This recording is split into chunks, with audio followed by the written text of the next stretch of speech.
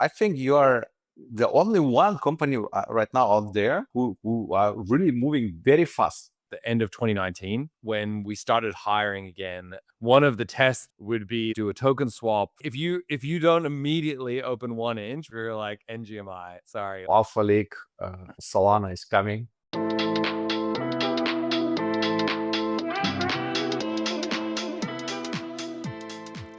Hey guys, I guess we're live, and I need to make sure Sergej's here. Here we are.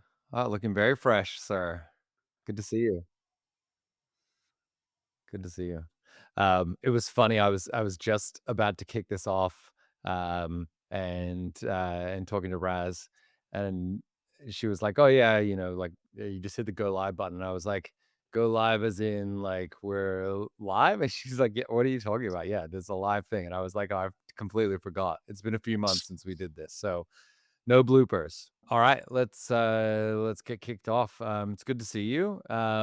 Maybe we can start off with a little bit of like a story from the OG days. I was telling the story in the office earlier in the week about the DeFi Telegram group. Do you remember this DeFi Telegram group? Oh yes.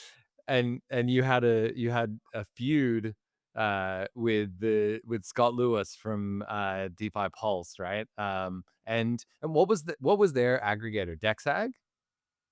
Yes, DexAG. They have DexAG, rip DexAG, and Canto, I guess, right? So we had this DeFi Telegram group that had been set up by I guess the Dharma guys and maybe the Set Protocol guys, right? And they invited all the DeFi founders in there, and there was always drama. But I think the Dex aggregator drama, it was like such high stakes at the time, right? And you guys were always trolling them. And they would get so triggered and like lose their minds, and it would turn into like this pitched battle for like days at a time. I don't even remember what were the arguments. What was the disagreement on who had better pricing? Like what was it about? No, it was like I and Anton, we did this hackathon in New York City, NTH Global Hackathon, and we have built the first version of the 1inch. We used dynamic algorithm to find the best split between one market. So, for example, your exchange DAI to Ethereum.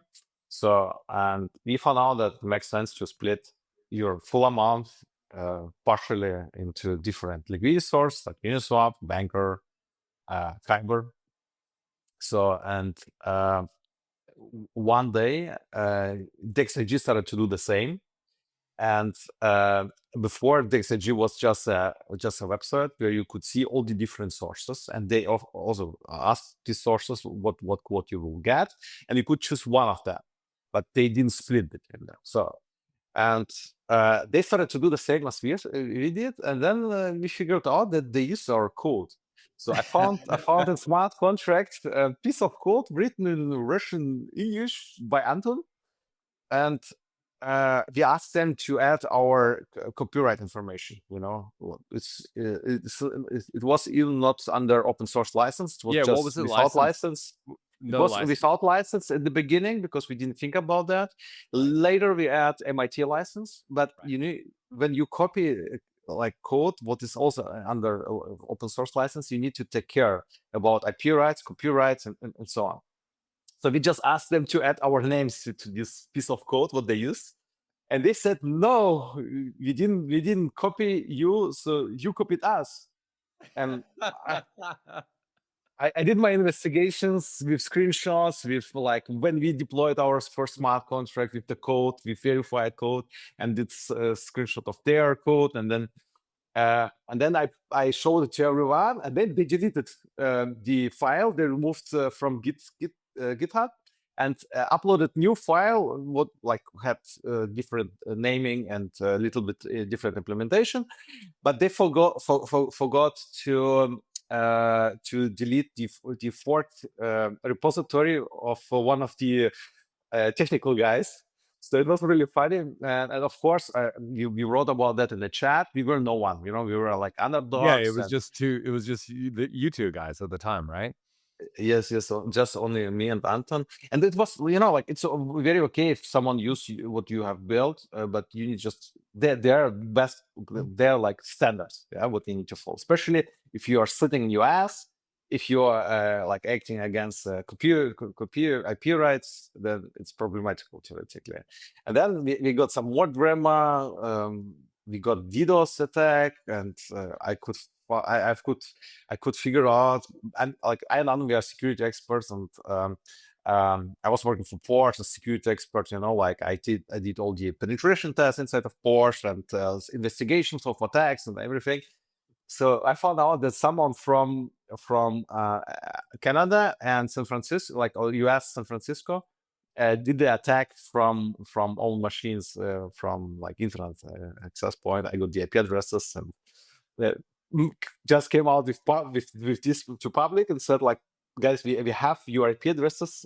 So someone from Canada, and then I figured out someone from technical guys from DexAG was Canadian. the delete now was from Canada, and the same city what we are there.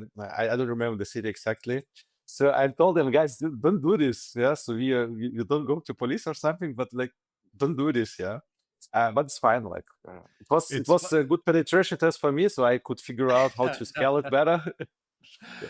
So I think the funny thing for me, in that process, right, and it must have been frustrating for you guys, because I was one of the mods, right, and so I was trying to maintain some level of decorum in this chat room, which was very high stakes at the time. Which is, it seems funny now because we were all like fighting over like $20, right? Like ETH was Yes, like yes. ETH is like, I don't even like under $100. Like there was nothing to play for. It wasn't high stakes, right? But we were all like very worried about this in 2019.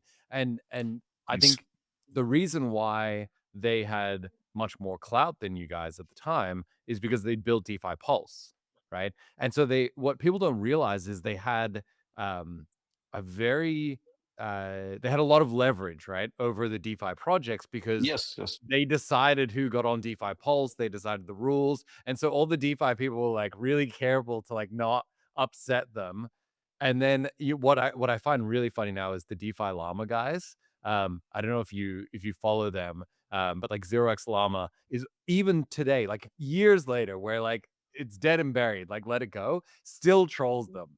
Still, like, even, like, a couple days ago was tweeting about how, um, DeFi Pulse, it was like a generational fumble. Uh, so it's funny the bad blood Yes, yes. till this day. Yeah.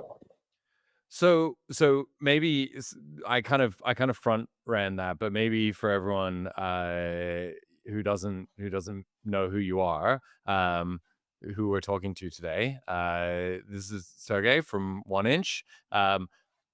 1inch was the first, maybe second, hard to say, DEX aggregator on Ethereum. One of the first two for sure, right?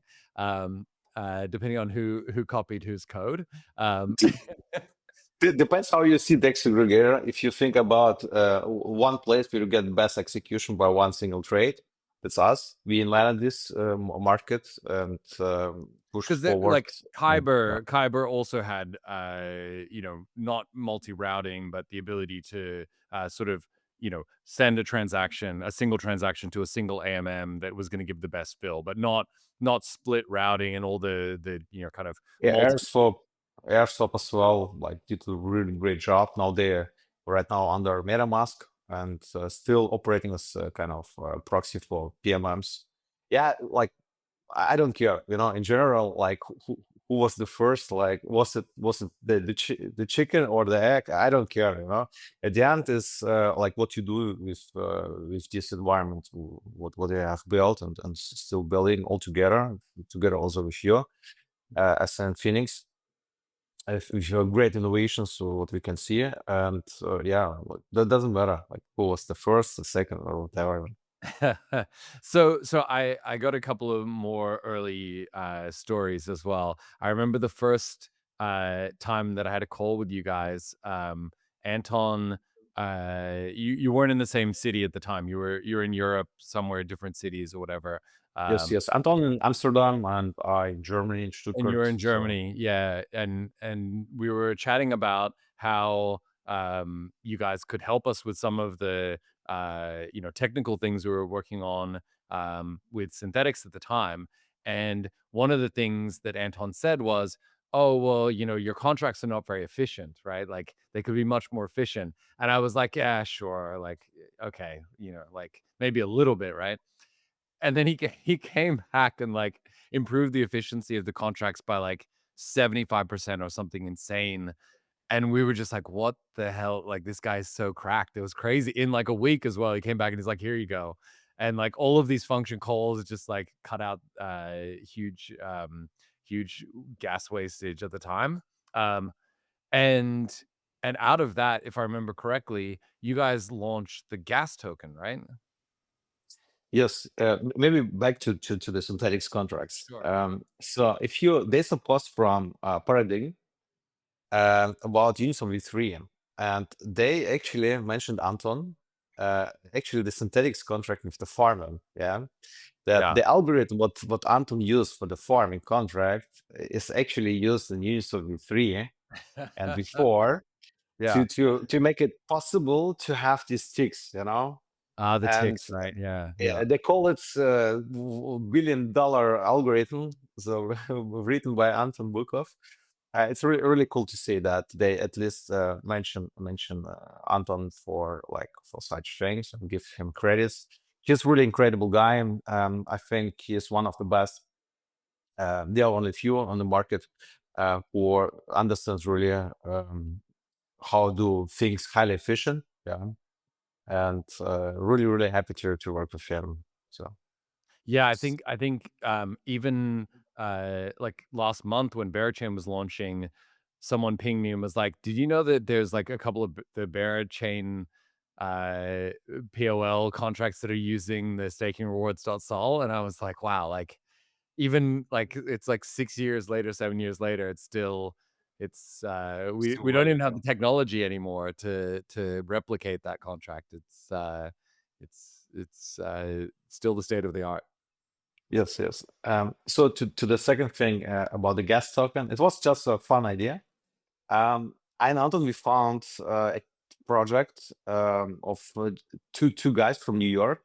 They did some research in terms of like um, how to make how to leverage the gas costs in time, and they wrote some contracts where you could just allocate some memory in a smart contract on the Ethereum blockchain, and when you burn it, you got some discount of the original transaction you executed.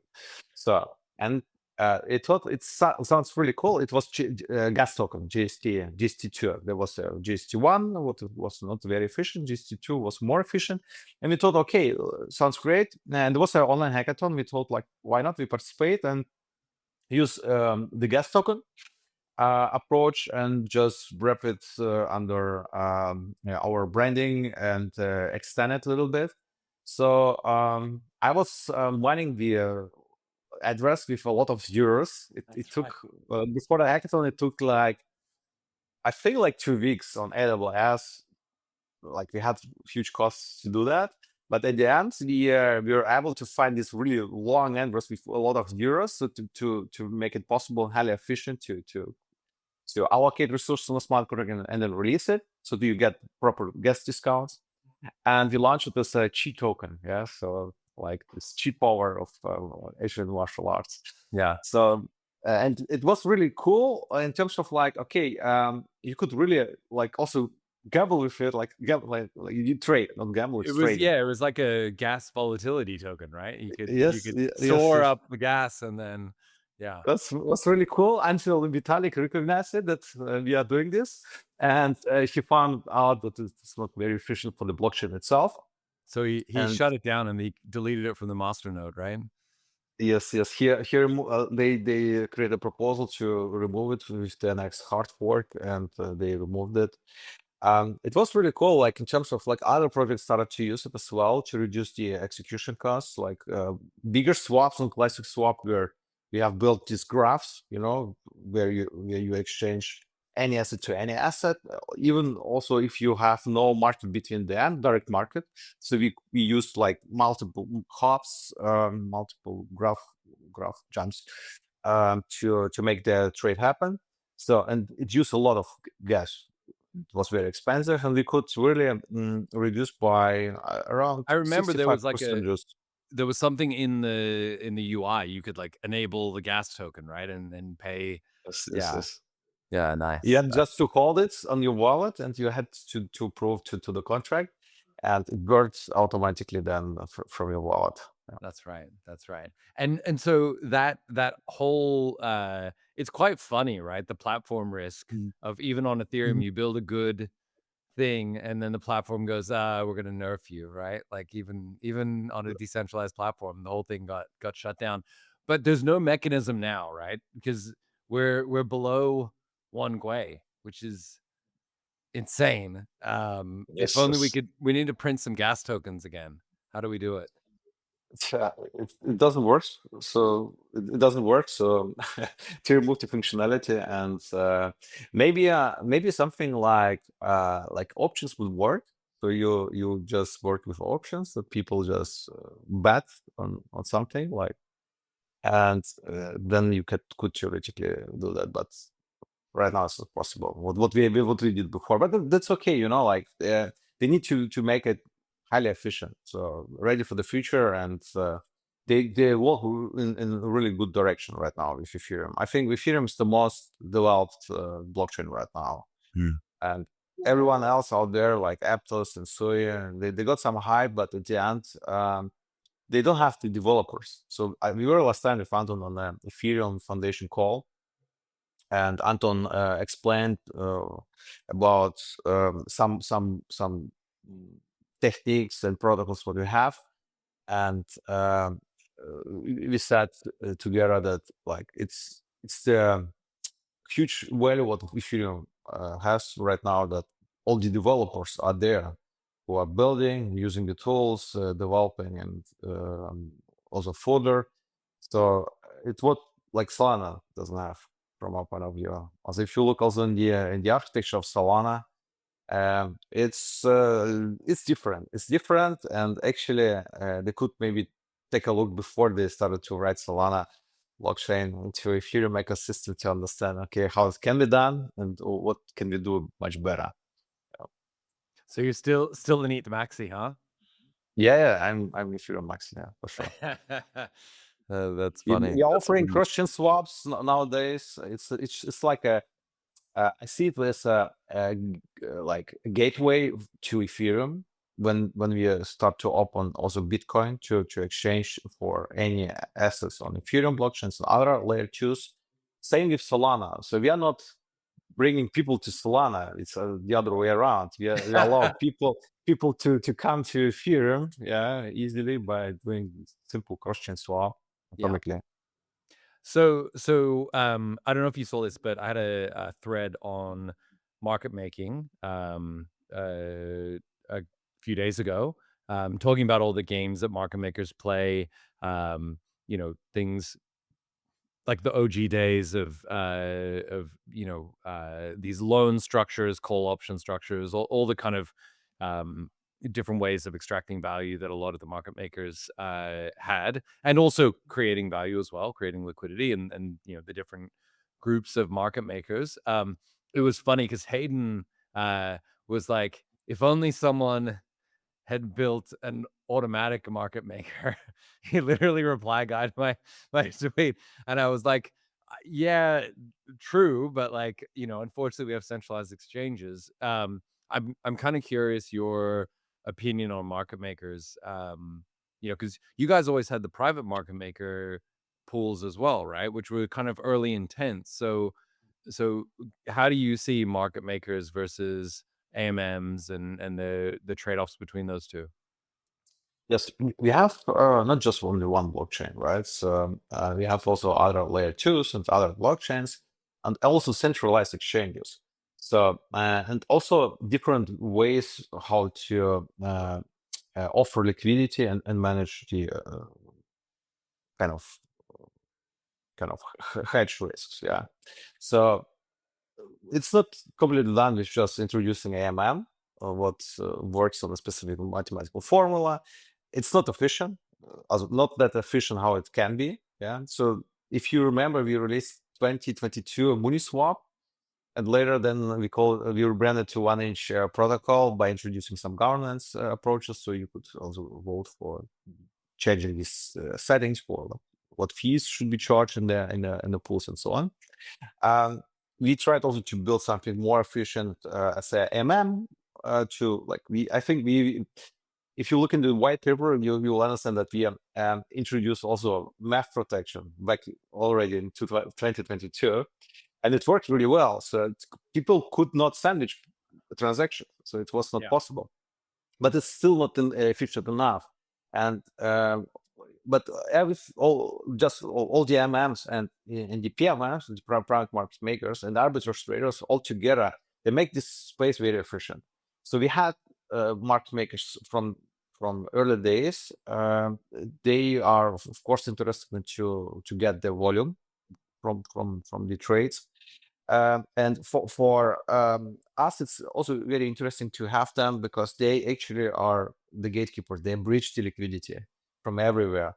They hedge on centralized exchange and settle the trade if the trade is okay for them. So right now we have intent-based swaps since December 2022, and they select. So if they see the dirty wallet, they will not settle. Yeah. So Right. for example, the North Koreans they exchange some assets on Torchain to Bitcoin, I think. Um, it's a highly special topic, right? So you need to protect somehow like as much as you can, right? So and on our side we try also to protect with additional service, this 1inch API shield. You as Infinex, you can use it as well, so you get additional information. We aggregate actually all the other service provider like TRM and some other and offer a service where you can just ensure that this wallet is not dirty. Mm. um, of course, there's a gap in time that can be potentially the case that it's not tagged yet. So, Yeah. but anyway, we try to do our best to protect this environment from bad actors.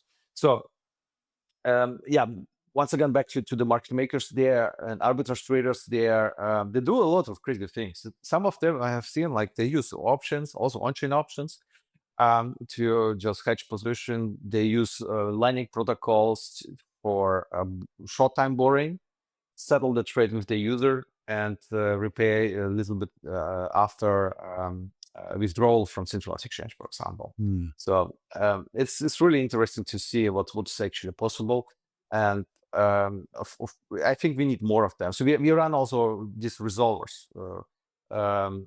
In the 1inch network, so everyone can become a resolver. You need just right now 5% of unicorn power. It's like you stake 1inch token and then you get unicorn power, and it goes down with the time. It's like a burning curve, and then you can participate.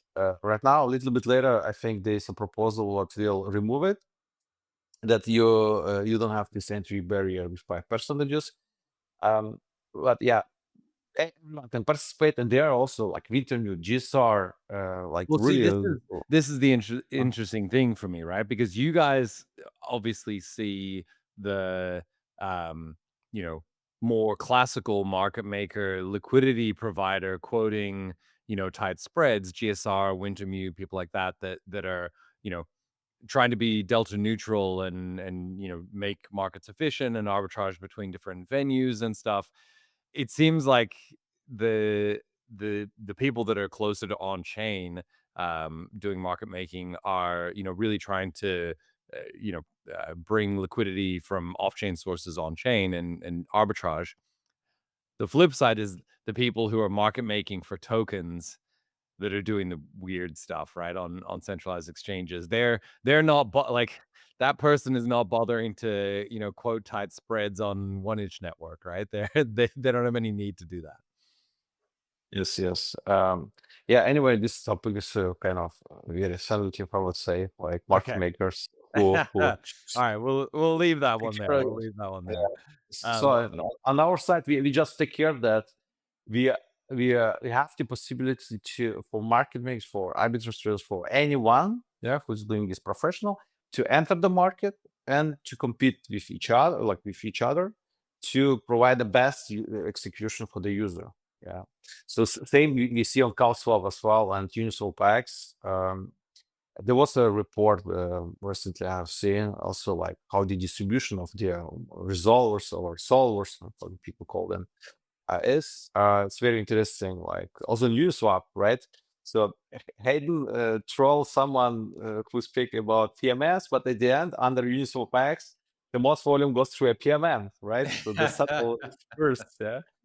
Uh, CowSwap is also kind of a lot of volume goes through 1inch because all the resolvers are using our Pathfinder router and the classic swap approach. So we from our side generate the path Mhm. and they execute and like because it's the best one with the best resources and sources and good amount of volume goes also through us with someone use CowSwap. So people ask me very often like about CowSwap, like how I see it, and actually I don't really care because at the end it goes anyway through 1inch most of the volume, so it's okay. So let's talk about that. Infinex has built, I guess, a meta aggregator, you might call it, in Swidge, which has a bunch of different providers that we access. Some of which obviously, are 1inch directly, but some of them are resolving to 1inch under the hood, right? It all goes Yes, back to I like 1inch. CowSwap, Yeah, Cal. yeah. Yeah, so we've got CalSwap, we've got Bebop, we've got, a bunch of different providers, but maybe you can talk a little bit more about the different versions of 1inch that you have, because, I remember you came to Sydney for Eat Sydney, and I was like, yeah, we've done 1inch, and you're like, no, no, you haven't. There's like 3 different versions of 1inch. So maybe just give us a rundown on the different versions of 1inch and why it's important to have all 3. Yes. So actually, from my point of view, you are aggregator of aggregators. So it's like third level of aggregation, I Aggregated think. cube. Yeah, okay. Yes. So we started with the classic approach, classic swap we call it nowadays.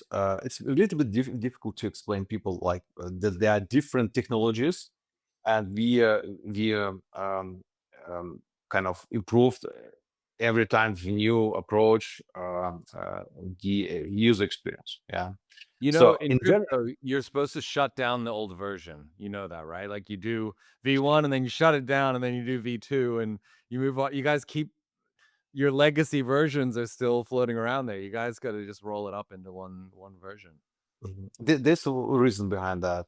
So we started with the algorithm to find the best distribution by using different paths, merges, so like graph algorithm, right? So mm, this thing became infrastructure product for CowSwap, for example, for the solvers who are also under Uniswap X and also under 1inch. It became infrastructure product, I call it, because we introduced intent-based swap. So in general, we have one product. It's like one-inch swap. Yeah. So you use API to swap, but there are different ways to swap. Yeah. There's one way, the classic way, where you take risks of math. So if you're a normal user and you do classic swap, you should really understand what you're doing because you get sandwich if you don't protect yourself. So you need to use splash bots or the service from CalSwap, for example, what protects you from front-running Some attacks. kind So of the block builder, transaction Mev block, relay. go to the block builder, so you are more Yep. more or less protected. So but you also take risks of a failed transaction theoretically, and now there's also block builders allowed to fail the transactions to get the money, what I have seen. End of 2022, we introduced intent-based swaps. It's what you, it's the same approach, but more advanced approach, I would say, than compared to Uniswap X. Uniswap X released like 6-8 months after 1inch released their own intent-based swap. We are also mentioned in the white paper if you look into a Uniswap X white paper. Also, really a pleasure to see that they mentioned us with our technology, not like DexAG back into the We've days. come a long way as an industry. We Yes. give credit where credit's due now. So Yes. So they used the same approach with Dutch auction. Cow Swap was before us. They came with the approach of in a centralized way to collect all the call data, kind of quotes with proofs, what can be executed to improve the user experience. It's really also kind of a nice approach. It protects from math. So actually, CowSwap started with this. Then we were looking into it. They're definitely a good approach of protecting people. And I had this idea already a long time. We were like looking how we can solve it in decentralized manner. We didn't want to be a brokerage service, we are used in centralized manner, decide who should take something, who should settle, or they settle by themselves. So they just got the call data and settle by themselves. Nowadays they introduce a model in more or less a decentralized way, but kind of it's like optimistic thing, if someone settle with the bad execution for the user and extract value out of it, they can right now on CowSwap. They get kind of penalty from the DAO, and it's not allowed to execute anymore, something like that. some In kind of our case, slashing penalty sort of thing, right? yes.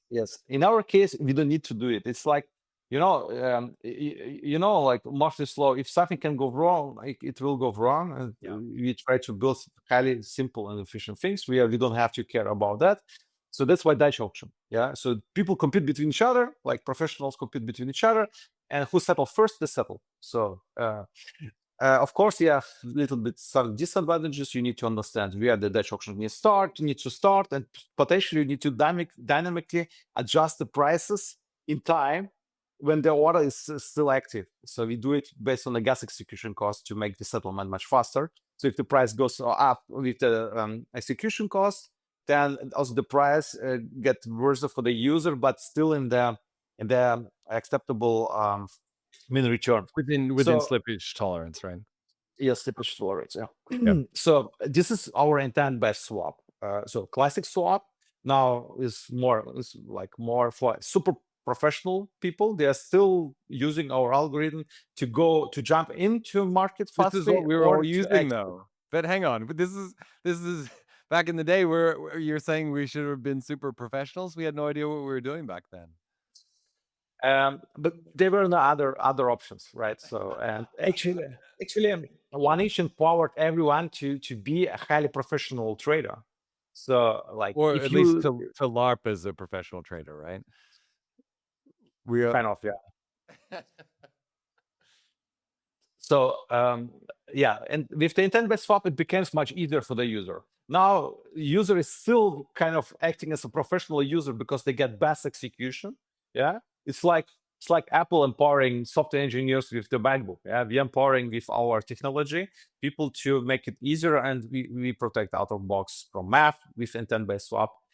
And this is a third thing we introduced last year in September, cross-chain swaps by just using the intent-based approach with Dutch auction.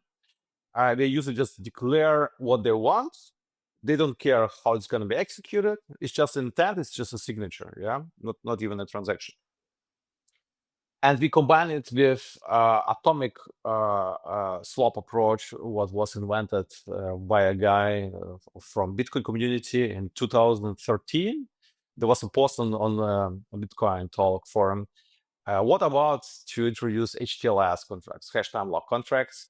So we combine these things together and moved all the risks to the resolvers from the users. So user just create order by just signing a signature. this signature is shared, the order is shared with the market makers, our resolvers in the network.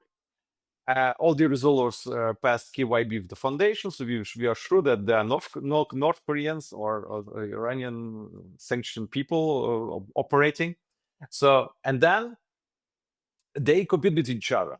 So if they see it's profitable for them, they do settlement of full amount or also partial amount. The partial And settlement, right?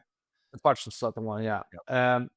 And the thing is, and the client of the user, the DF, for example, or the mobile wallet of 1H, and then also there's some integration with other products as well already. This client is verifying. It's not trusting centralized backend or something. It's verifying by doing Web3 calls through the wallet that on the destination chain, the escrow is created, the money is deposited for the user wallet, and as soon it's verified after a specific period of time, there are these finality periods. You need to take care that there's no fork happening of the blockchain. So, and then when it's verified, a secret is shared with the right resolver, right market maker, and the market maker is forced to send the tokens or assets to the user. So the user don't do any transaction. You need just a permit for the token or approval for the contract for the token. And after that, everything is seamless experience, similar to centralized exchange. It takes a little bit time, but anyway, if you deposit on a centralized exchange, you trade and you do withdrawal from centralized exchange, it takes longer than just do a simple swap on 1H cross chain. We support the most L2s and Ethereum, of course, Polygon, Binance Smart Chain, and a small alpha leak. Solana is coming. But you just wait. What are you doing? You just said you're an ETH maxi like 20 minutes ago.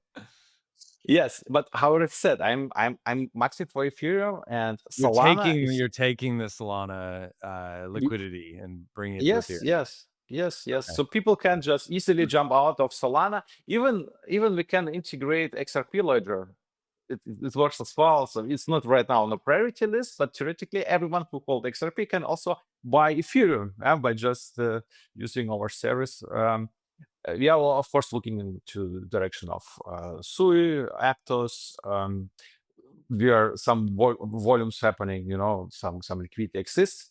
And of course, Bitcoin. So I want to offer everyone to just make a simple swap from Bitcoin to Ethereum, or even migrate all the Bitcoins to Ethereum. So this is also one of the things what I was thinking.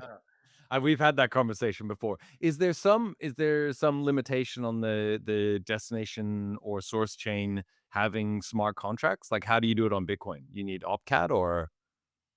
So we need to write Bitcoin scripts. We have already library ready. So one of our partners, Boosty Labs, built for us a library and help also with Solana integration as well. So yeah, the blockchain needs to support HTLS contracts. So you need HTLS support by design, like Bitcoin was, and all the forks of Bitcoin as well, like Litecoin, Dutch, and whatever is out there, or smart contract functionality, what can implement this HTLS approach. That's it. Doge has TLS? Yes. Yeah, nice. Okay. And we will add it after Bitcoin. After Bitcoin. Before XRP or what's the order? Give us the alpha. What's the order of chain integrations here? So right now, however, it's Solana is coming. So I hope we need just only 30 days. I hope. So we actually organized a hackathon, internal hackathon, and we did the work of 1 year in just 30 days. I'm very, very proud about my team. They are really awesome. They are highly creative and motivated people who ship like this. Yeah. So Bitcoin is the next after Solana, and then I think we need to speak with Sui and Aptos in terms of also kind of community. So of course we need some help. We need to adopt this technology, and we need also some some posts about this technology, and also integrations. They have also a lot of wallets, so we want also integrations. What we have now in With Phoenix. Infinex, yeah. I, So I think is you is integrate. that Fusion Plus? Is that what you're describing? The Fusion Plus? This is cross-chain intent-based swap technology. We call it one-inch Fusion Plus. Fusion The Plus. one-inch Fusion is the intent-based protocol, Yep. but at the end, it's just But not cross-chain. not cross-chain, yeah. But at the end, it's a one-inch swap, yeah. And you have now three modes. You have the classic approach where you do the transaction by yourself. Yep. The intent-based approach where you just declare what you want and how it's going to be executed is the work and the bread of market makers. And cross-chain swaps is also you declare what you want and you get it cross-chain. And so the work now at the moment presumably is uh writing the contracts or programs or whatever for all these different chains, in Rust and Move and Bitcoin script to support all these other networks. Is that the big lift at the moment? Yes. So working on Solana was challenging us very well. Uh, Completely different architecture. Also, you need to take care that you will not have any bugs or backdoors or whatever. We are working closely with all the security auditors out there. We had already multiple iterations to approve the contract. In general, it's a simple thing. You have a little bit Dutch auction, you have a little bit flows of assets, how they move. Uh, More complex it will be on the resolver side. We will start not as a Jupyter approach. We at Jupyter used our classic swap approach. You need to do the transaction by yourself for the settlement. Yep. In our case, the settlement is done similar to the intent-based swap on Ethereum and the layer 2s by professionals. So to also protect from math. Math is also already on Solana. So on buying and selling of also meme coins, it will be more safer on one edge. So we have Fusion. So we've got 1-inch classic, which we've had for a while. We've done Fusion. Are we waiting for something for Fusion Plus, or is that also done? I don't actually know if we have been able to integrate that. I think your team is working on Fusion Plus right now for the Okay. cross-chain swaps. I I didn't feel see like it I've on my tested it. dashboard. Look, I get stuck with these things because we have things in staging, and I get to play around with it in staging, and then I use it, and then I'm like, no, I think that's launched, and then my team's like, you idiot, like that's not launched. You're doing it in staging. Like you got to pay attention to the environment you're in. So I think it's live in staging, but not in production. But I could be wrong. I could be wrong.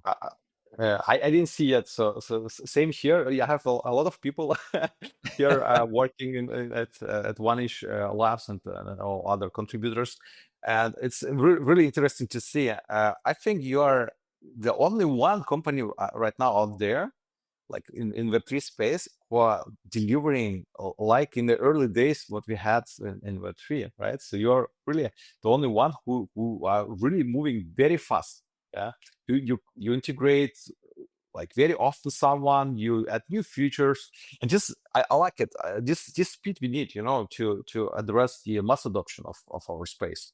We need to be very fast and continuously improve and also communicate what we are doing.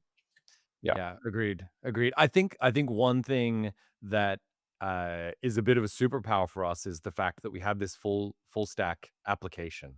So most of our integrations are not at the contract level, which obviously, as you know, is the hard part, right? Like you do the contracts, audits, audit remediation. There's just a level of effort that goes into deploying contracts, whether it's Rust on Solana or Solidity on EVM, that is quite challenging and just longer lead times. We are able to put things into the platform because of our architecture just much faster, which is really nice, right? It took us a while to get to a point where we had the right architecture to be able to roll things out quickly, but now we add new chains, new providers pretty quickly. So it feels good. It is interesting though, because we had I was on a podcast earlier in the week, and um, uh, people were like asking questions on the timeline.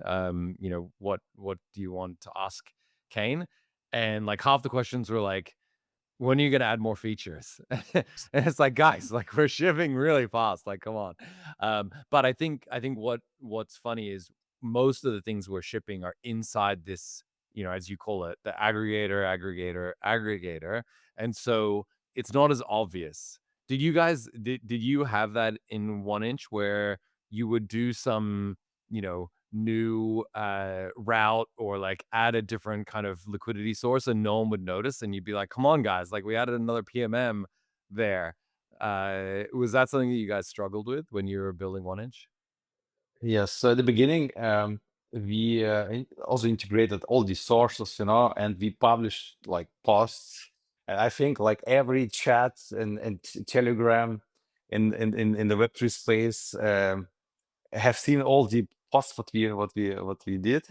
So It was a very it was like grassroots campaign. it was kind of yeah, a very aggressive campaign, yeah, from our side, but it worked out. Like people noticed that it makes sense to use aggregators, not just us, also other aggregators, and that's really great. And but nowadays, when we get more liquidity, actually the social media team, they don't post about that. So, and I We're think we gonna go should we back should do it. back to the old days. Yeah, we should maybe do it because we get very often new liquidity sources, and so we improve the rates at the end.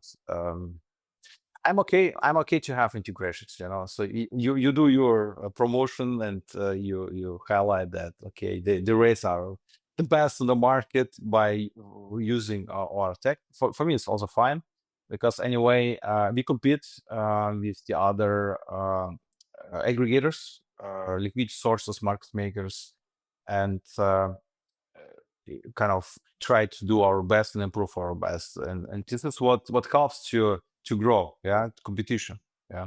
But you have always competition, and it's really nice that you just added everyone to your swap platform, to how you call it, not Swidge. switch Swidge, switch yes, Swidge. switch, Swap and bridge. yeah, Even I like it that. was funny, one of the, aggregators, Kevin from Ooga Booga, maybe I shouldn't say this, he's gonna get some, hate mail, but, he DM'd me, last week and was like, "Wait, you guys have integrated Stargate directly with OFT? Like, no one else has been able to do that in the last year. None of the other aggregators." And again, I think it's a bit of a superpower having the application, the full stack app.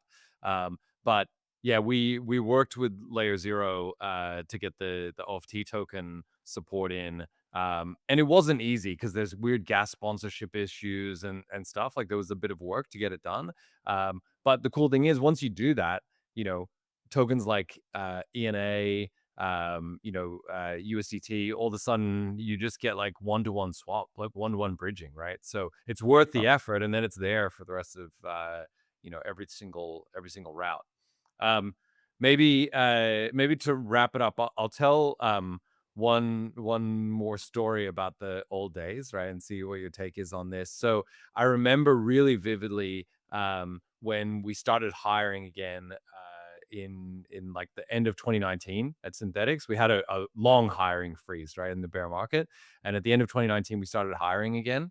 And one of the tests that we would do to see if someone was like really in the trenches would be like to ask them, okay, we want you to, do a token swap from USDC to ETH or whatever, right? And see what they would go. And if they went if they went to 1inch, we were like, NGMI, sorry, like you got to go to like Really. yeah, That's funny. yeah. Yeah, we were like, if you don't immediately open 1inch when we ask you that question, if you go to Uniswap or like if you go to Kyber, we're like, guys, like there's one place you have to go. And so you could tell straight away the guys that went to 1inch, you were like, all right, this person gets it. That was Straight on. our OG test to see. Pleasure to hear that. Really, Yeah, pleasure to yeah. hear that. And I think, there was a moment, like, even on the timeline, right? Someone would, like, post a screenshot of going to Uniswap directly, and people would be, like, trolling them in the comments being like, "Are you retarded? Like, what are you why are you using 1inch directly? You're gonna get sandwiched. Like, go to 1inch." So yeah, I think, it does show, even as much as there's a lot of vapor in the space, if you build a good thing that gives people the best fill and gives people the best execution, that it will get adopted. People will use it. It doesn't matter what the other components are. If you give people best execution, they will check it and they will make sure that and we found this even in Infinex. Like, people were going to like three different interfaces and like checking our quotes on like multiple different routes and being like, "Ooh, you guys are off a little bit on this route." And it was like, "Okay, yeah, fair. We got to fix that." So Yes, yes. It's important to continuously deliver, to innovate, to build things, and maybe at the beginning you don't get traction, but as like if you continue that to doing that, so you will have people who using you because it creates value. Yeah. If you look on the other projects, what was like, I don't know, some meme coin projects or something, it's like it's there, there's a hype, and then everything burns down. Yeah. Yeah, here's more about technology. You are also about technology, making the life easier, and also building a foundation for also kind of mass adoption of crypto. that's the idea. That's the idea. All right. Well, looking forward to getting Fusion Plus up and running, testing out some routes, testing the execution. So yeah, To the execution, I would like to add, yeah, please. if people get confused also in terms of like when I should use classic, when I should use intent-based swap. In general, intent-based swap based on a Dutch auction, it doesn't matter if it's 1inch or Uniswap X. It matters a little bit. I will explain as well. um, you have better conditions when you try to sell your full amount of assets what you want to sell. For example, you have a real world case where someone bought for 13 million USDT Ethereum on Ethereum blockchain by using a 10 by swap on 1inch. This guy got 135,000 US dollars more compared to if they would just do it on by using the classic swap with the transaction and doing the transaction just on, like by themselves on a blockchain. The thing is, there's a spread, right? There's a liquidity, existing liquidity, and this liquidity is not just only one blockchain like Ethereum. Sure. And when someone do huge trade, their price goes down, right? You face price impact. But liquidity is also on synchronized exchanges and other networks. Arbitrage traders, market makers, what they do arbitrage of this arbitrage opportunity of this price impact what you have seen. And by using Dutch auction approach for intent-based swaps, the protocol, especially 1inch protocol, starts to sell on a spot price. What you see on CoinGecko, CoinMarketCap, and this price, the protocol starts to sell. It goes down to the market rate with the price impact, and also goes a little bit down if it's necessary when the price moves to the maximum to the min return what you're acceptable to get. So, and we see a lot of cases we are on such big amounts, also like 100,000, 1 million. Our resolvers, market makers, settle partially. They settle almost on the spot price, little bit, And then maybe somewhere in the middle, and then the order is filled. So, and you got like lower price impact compared to just a normal transaction on blockchain. Yeah, wow. Yeah, interesting. That was interesting also for me to find out. We didn't think about that when we have built this. I came to this later, and also this Dutch auction, the price curve from spot price to the market rate is not linear interpolation. It's not like line. Yeah, it's like it's using the current market liquidity for different amounts, like one tenth of the amount 2/10 of the Mm. amount, 3/10 Right. in amount in time. So the So you end up with a liquidity curve. Yeah. curve, yeah, the liquidity curve is like this and going down like this, right? Mm. This was also very interesting. We integrated these price points and do interpolation, mathematical linear interpolation between the smart contract itself. So, and over time, the protocol sell the aura of the user to market makers who compete between each other. So, and this is highly transparent, efficient way from our point of view to settle trades. Awesome. All right. Well, looking forward to buying 8 figs of USDT on 1inch through Infinex. Yes, sure. Thank you, sir. Appreciate your time. Yes, it was a pleasure to be here. Talk soon. Thank you. Thank you.